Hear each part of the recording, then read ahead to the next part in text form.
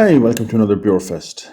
This week I'm talking to Graham Witt. He's the head brewer at Parallel 49. They're in Vancouver in British Columbia, Canada. They've, well, I won't go into the detail because I'll get Graham himself to tell you now in a second, but they're one of the bigger breweries there. They've been around for one of the longest. And yeah, Graham, welcome. Do you want to tell us just exactly how long you've been around and what the scene is like? We've been around for just over 10 years now, originating in 2012.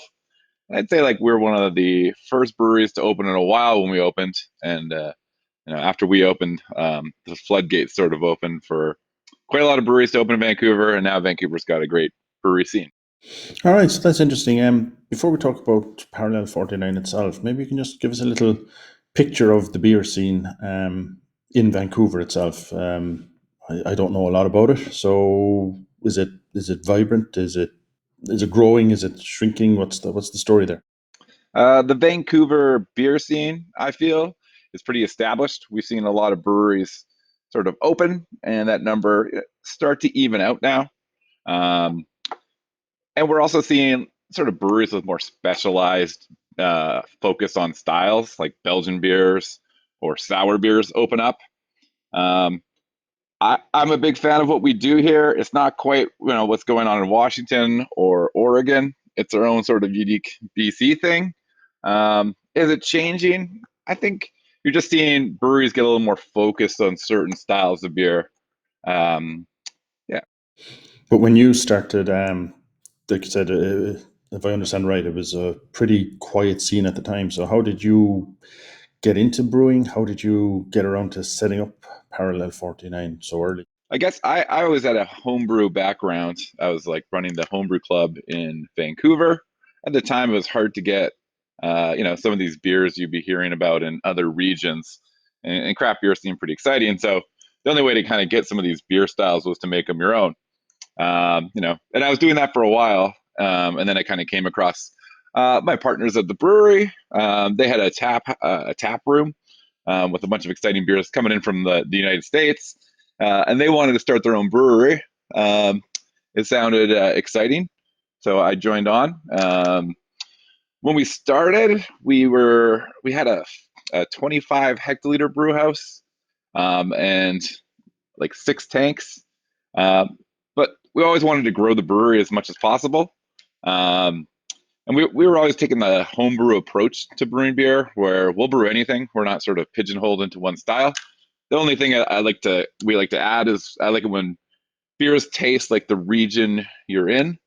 So we brew a lot of different styles, but we wanted to make them all taste like Vancouver. So like the water profile here.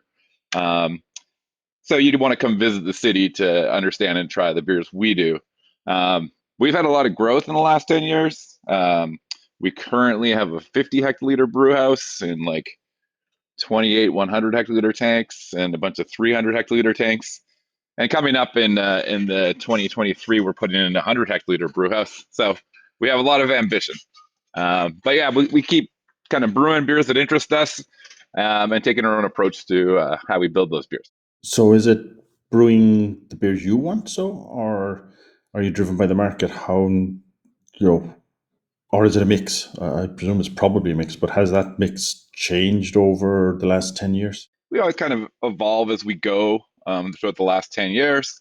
We've made a lot of stronger beers and extreme stuff. I guess maybe it comes with the size we're growing to, or maybe just our like the taste of the consumers. But I feel like things are kind of getting a little more sessionable. We have a lot of tanks, so we can spend a lot more time lagering beers. So we're seeing ourselves do a lot more like pilsners and interesting takes on lagers because we have that tank time. Um, we kind of will always be evolving as we go. But we're excited to see what the future holds for us. Yeah, we've done barrel beers, sour aging, but I think the focus going forward is going to be more like sessionable lager type beers. Yeah, I mean, I know Parallel 49. I mean, by a lot of excuse me, by a lot of brewery standards, you're quite big. So how's that changed things as you've grown? Has it brought any challenges, or is it just all great news the whole way? After 10 years of brewing beer, We've had our fair share of challenges. We've sort of been a nonstop, ever expanding project. So new equipment coming in, getting organized. I think now that when we started as a brewery, there's six of us, and then seven, then eight, then 12, 15, 20. We're currently at about 100 employees. So, one of the challenges is sort of not become super corporate, but just sort of organize your company, um, and really kind of focus on your staff and how to support them. And yeah, not become super corporate beer, but be like a great place to work, and how to help, as a brewer becomes more of a manager of brewers, how to like support them and get them on board. So it's been a bit of a challenge, but I feel we've done a great job of it. And now, like, Parallel 49 is an awesome place to work. We have a lot of fun. And yeah, sounds good. But what's coming up next? Is it going to be more of the same? Well, upcoming 2023, we're putting in a 100 hectoliter brew house. Really, really excited. We've always been sort of a steampunk brewery who, buys equipment, welds it together, and makes it work. I guess the next evolution is going to have a lot more automation on the brew house. With that, we're really excited to kind of inch forward our quality, trying to make our beers even better. Um, I feel like we can expand our lab and our quality program to kind of dig a little bit deeper into all like the ingredients we use and trying to find even more consistency.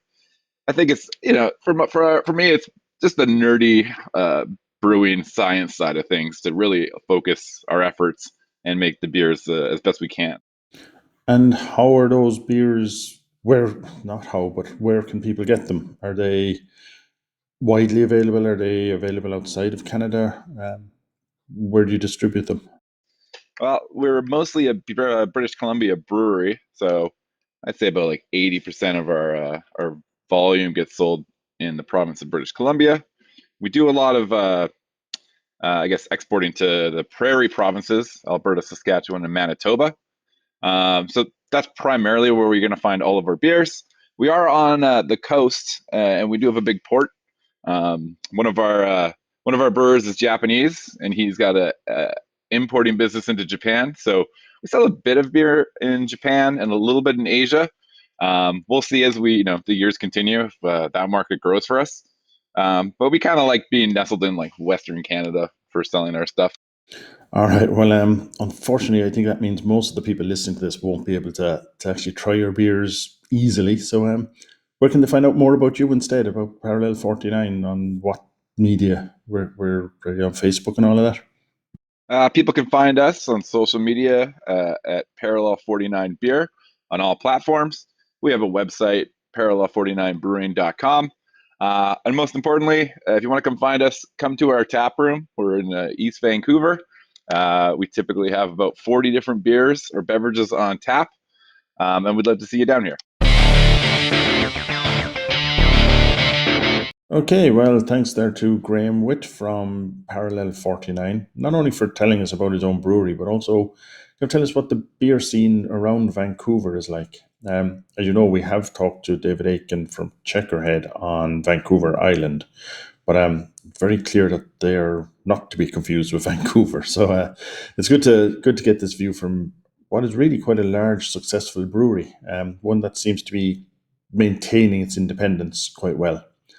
So, anyway, we'll be back next week with more chats with other brewers, and we have a roundtable coming up and all of that. So, do subscribe, and obviously, if you can leave a review or comment, it would also be very much helpful. So, yeah, until next time, Sláinte.